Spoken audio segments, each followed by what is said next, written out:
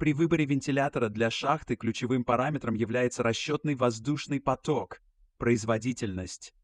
Он зависит от количества рабочих, оборудования и площади выработки. Например, для среднего участка длиной 500 метров с 20 работниками минимальный расход 6 меткубов в соком.